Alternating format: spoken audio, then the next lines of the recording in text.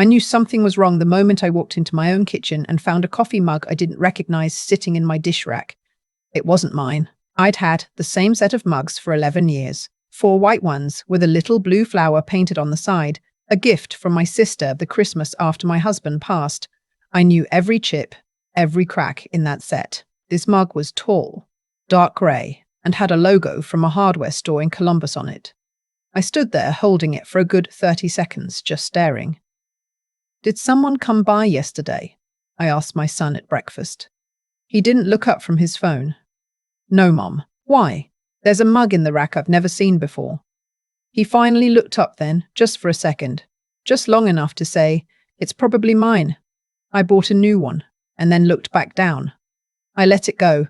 I'm 69 years old and I've learned that sometimes you let things go. But I set that mug on the counter apart from mine and I did not put it away. My name is June. No, wait.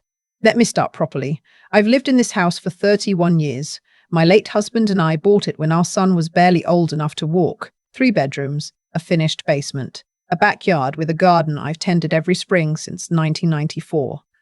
It's not a large house, but it is mine. I paid off the mortgage 12 years ago, 6 months before my husband was diagnosed, and I am grateful every day that I did.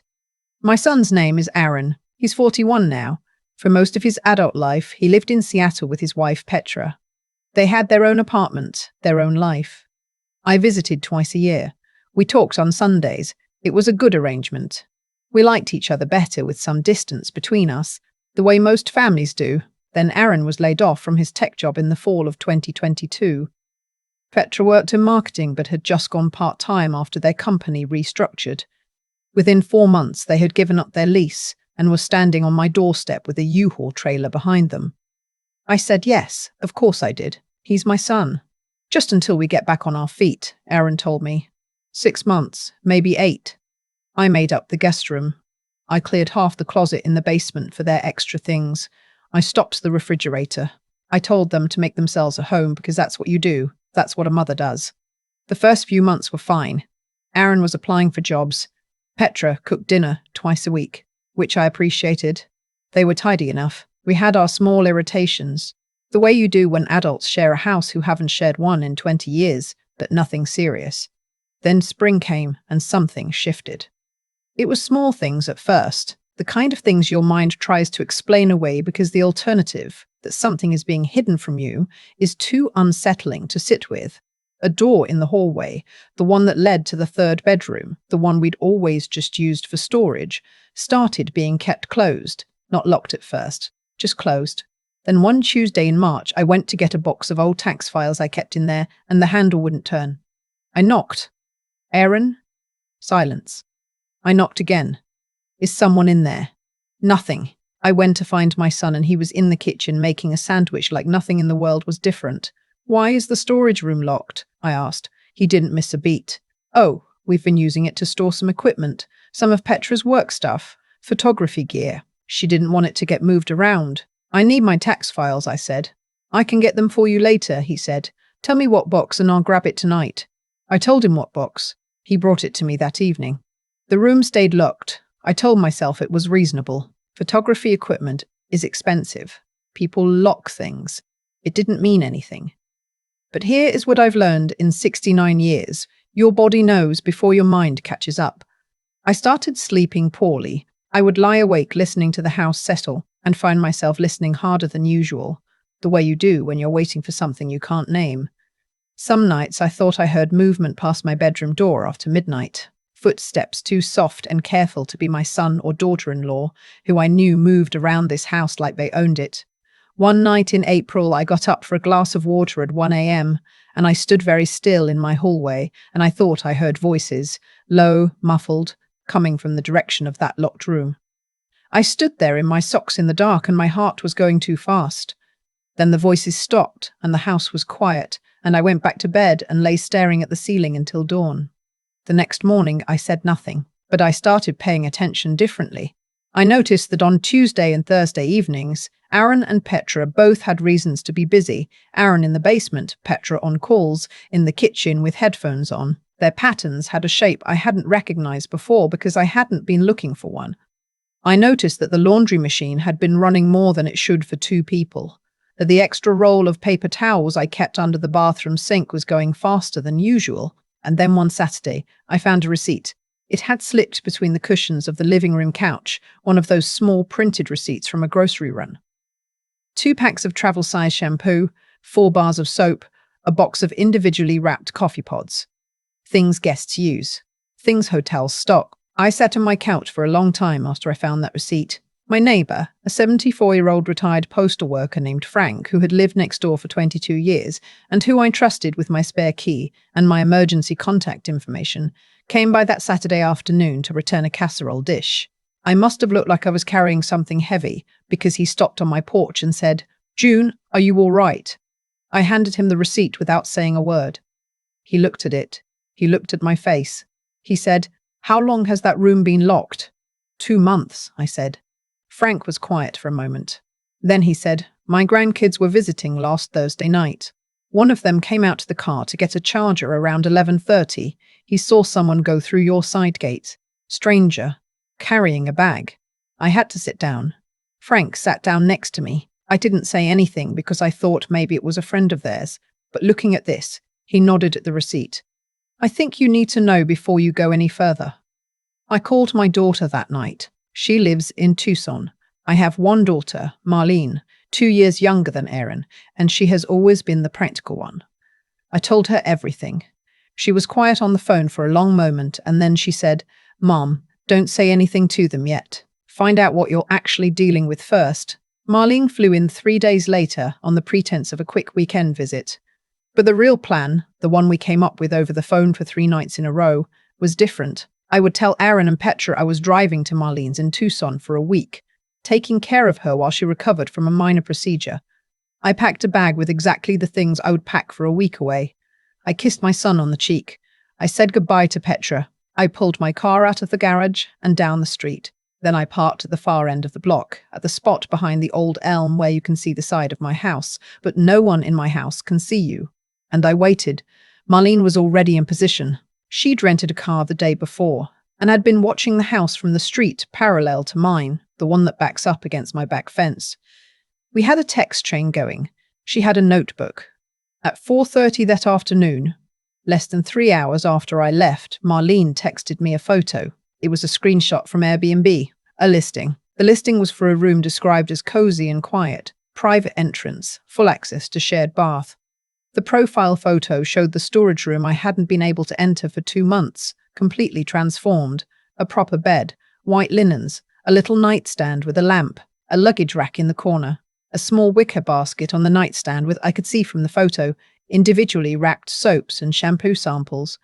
There was a 5-star review from 6 weeks ago, and another from 3 weeks ago, and 2 more after that. They had cut a key for the side gate, the lock I'd had for 15 years, and had guests entering through the side of the house at night.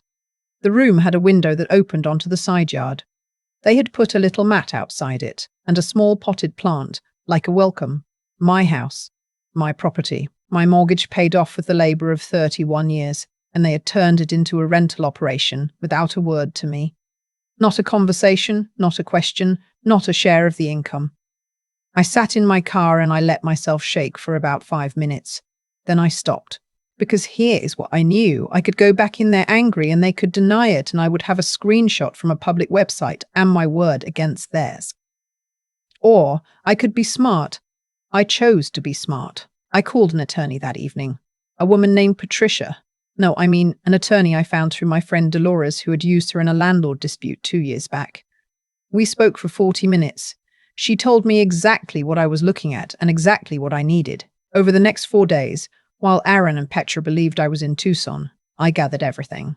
Frank watched the house and documented 2 separate instances of guests arriving through the side gate after 9 p.m. He had dates, times, descriptions written down in his precise retired postal worker handwriting. His grandson had a video on his phone from that Thursday night we talked about. The attorney sent a certified letter to my address, which of course arrived while I was supposedly gone, addressed to the operator of short-term rental activity at my address. She had also contacted the city's short-term rental office. Our city requires hosts to register and pay an occupancy tax and carry additional liability insurance. none of which had been done. An inspector was scheduled. I called my insurance company. I explained what I'd discovered. They confirmed that if a paying guest had been injured on my property during this unregistered commercial activity, my homeowner's policy could have been voided. I felt sick hearing that, the particular sick feeling of having narrowly avoided something terrible without knowing it was coming. On the fifth day, I drove home. I pulled into the garage at 2 in the afternoon, a day earlier than expected. I had called ahead to Marlene, who was back in her rental car, parked on the street.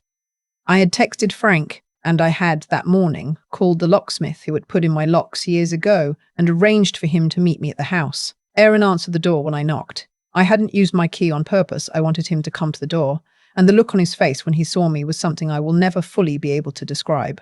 Surprise, yes, and something beneath the surprise that moved fast across his features and then was gone, replaced by a smile I recognized immediately as performed.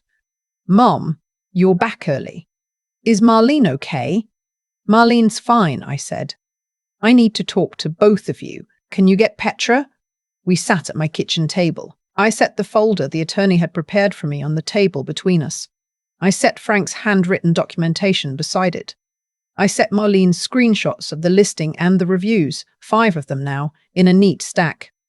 Neither of them spoke for a very long time. Aaron finally said, "We were going to tell you."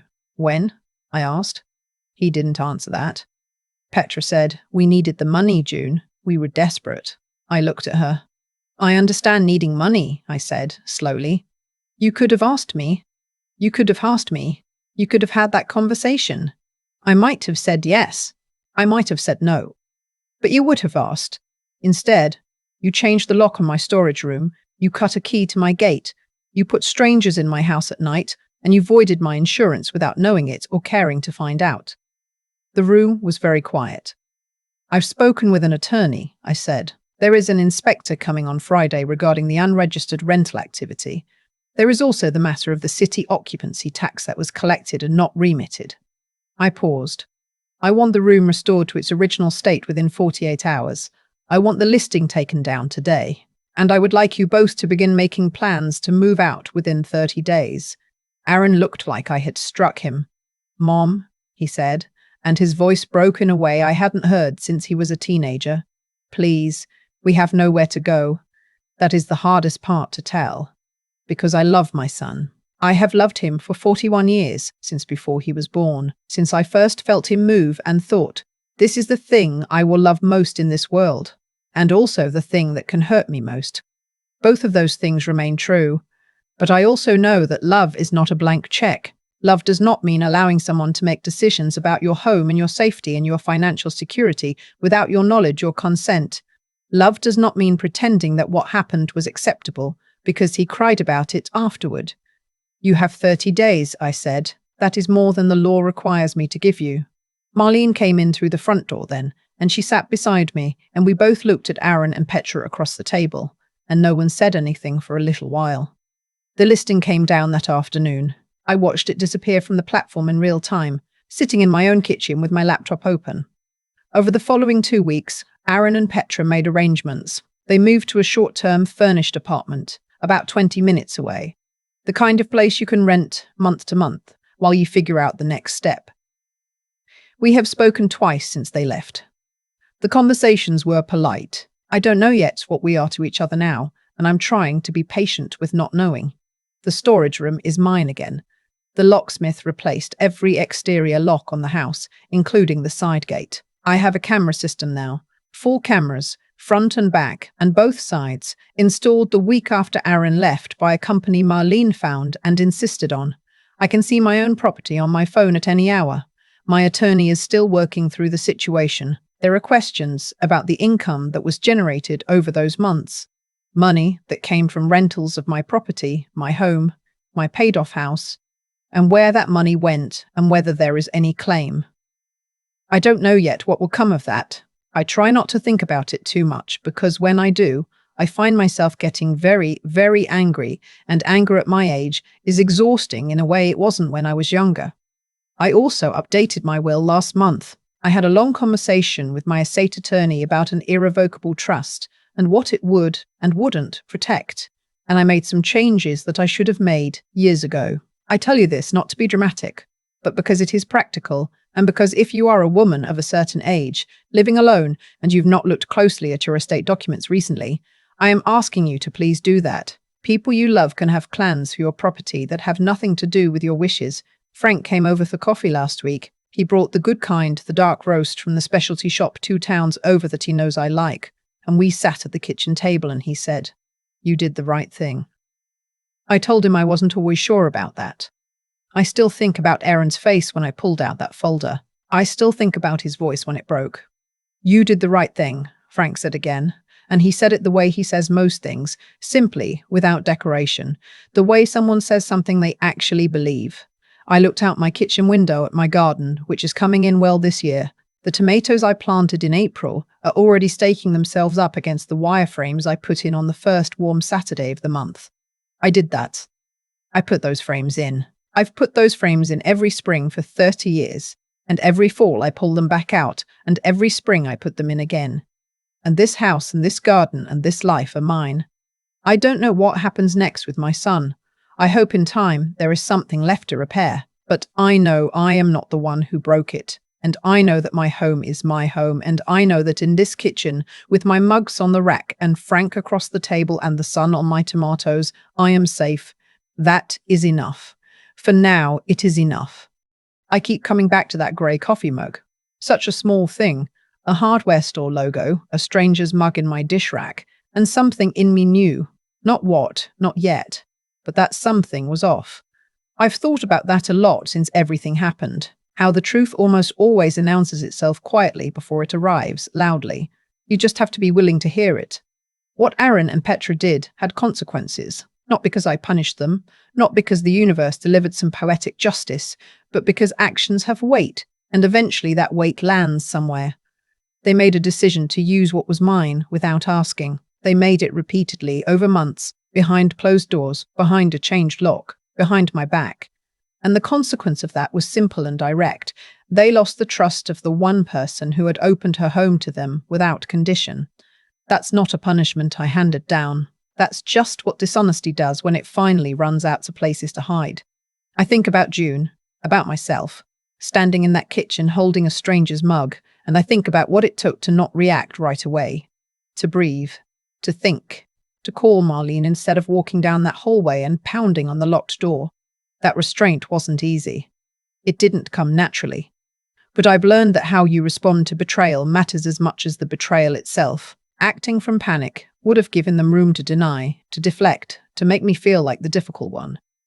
Acting from clarity gave me something solid to stand on.